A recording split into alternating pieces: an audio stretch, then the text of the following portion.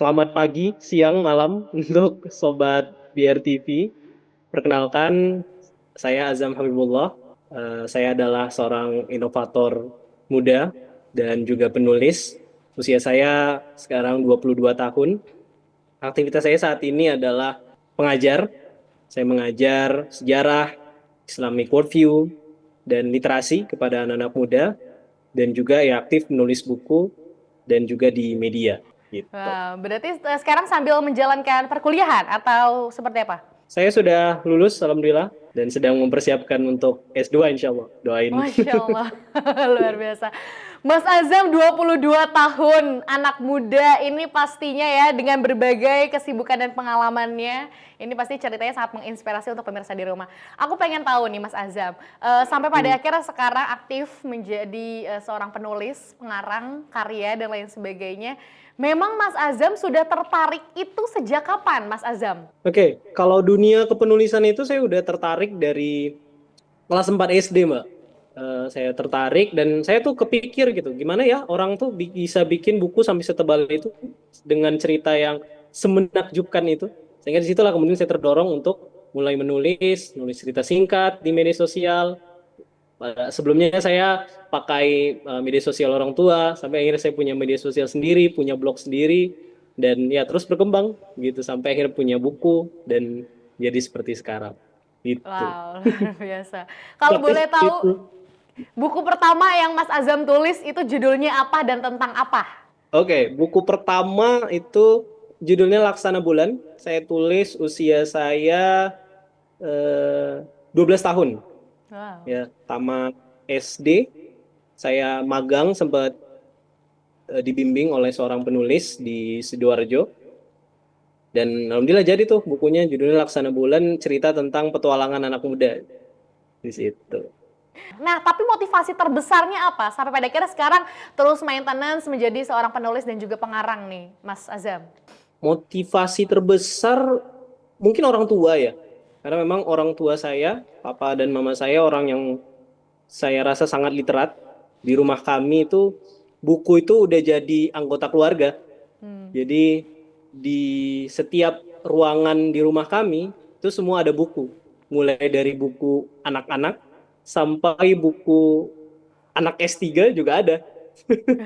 Jadi sangat beragam dengan bidang-bidang yang yang banyak begitu. Di situ kami di dalam keluarga kami memang sering untuk berdiskusi, ngobrolin tentang buku, menulis itu adalah kebiasaan-kebiasaan yang memang kemudian memotivasi setiap anggota keluarga untuk kemudian aktif di dalam kegiatan literasi. Itu sih sebenarnya yang memotivasi saya. Dari kecil sampai sekarang, kalau bisa dihitung karyanya menulis ini udah berapa banyak tuh Mas Azam? Yang terhitung yang bisa saya hitung mungkin 8 ya, yang Iya. official gitu. Saya terbitkan dengan kerjasama dengan penerbit itu ada 8.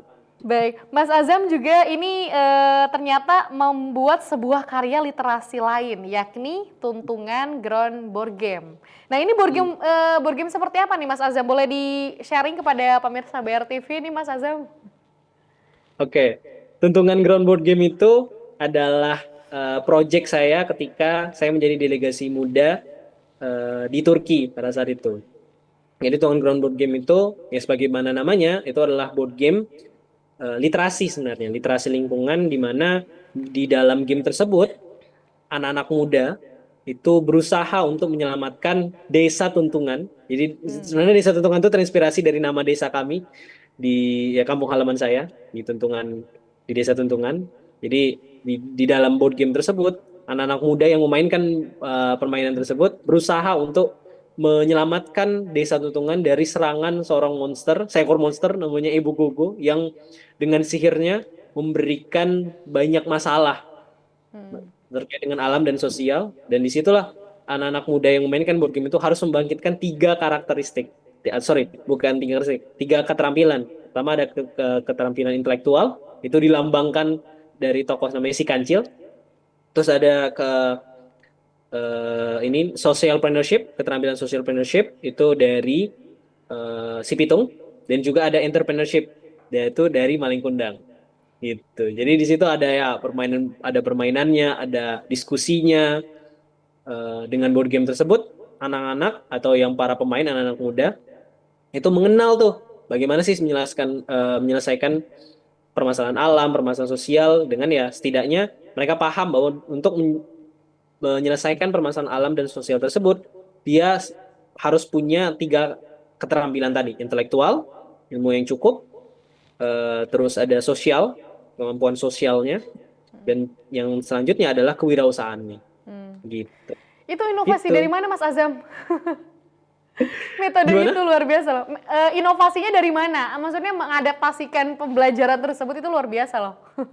Oh, saya tuh baca satu jurnal. Jadi yang menginspirasi saya ada satu jurnal yang diterbitkan oleh World Economic Forum tahun 2018 kalau nggak salah. Itu World Economic Forum itu menyusun apa sih skill-skill yang dibutuhkan anak-anak muda untuk tetap survive di abad yang saat ini, abad-abad ini. Nah, yang salah satu metode yang tertinggi yang direkomendasikan di dalam jurnal tersebut adalah metode game based learning. Dan salah satu eh, manifestasi dari metode game based learning itu adalah board game. Mas Azam, ini Mas Azam pernah menempuh pendidikan di STID Taqwa, jurusan jurnalistik dan pemikiran Islam. Nah itu ada korelasinya nggak tuh antara jurnalistik dengan pemikiran Islam? Bagaimana cara belajar kan? Mungkin keduanya agak lumayan media gitu jurnalistik, kemudian yang Hmm. satu pemikiran Islam. Nah itu gimana kolaborator pembelajarannya? Eh, Kalau dari pengalaman saya, memang pembelajaran tentang komunikasinya itu banyak dijiwai gitu ya, Hmm. semangat untuk mewartakan Islam sebenarnya. Jadi makanya kami magangnya di ya media-media Islam. Gimana sih kita tuh melihat segala macam informasi ini dan memberitakan informasi-informasi tersebut dengan framework yang Islami. Sehingga kita bisa adil. Karena kan salah satu konsep di dalam Islam yang sangat keren itu adalah Islam itu adalah agama yang moderat, yang tidak kemudian terlalu condong ke sana kemari.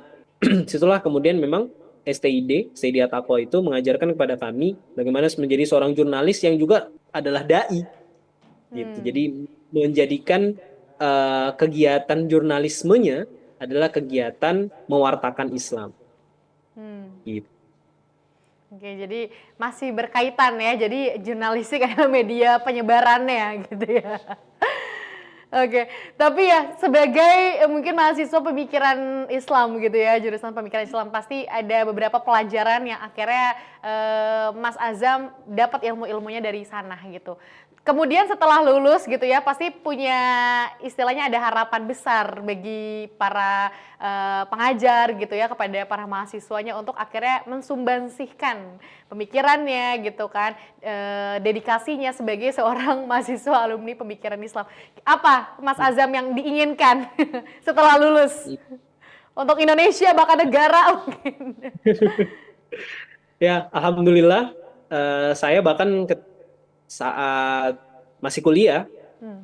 itu sudah mendirikan salah satu lembaga pendidikan keluarga dan masyarakat bersama orang tua saya namanya Ila Education dan saya diamanahkan di sana sebagai project manager.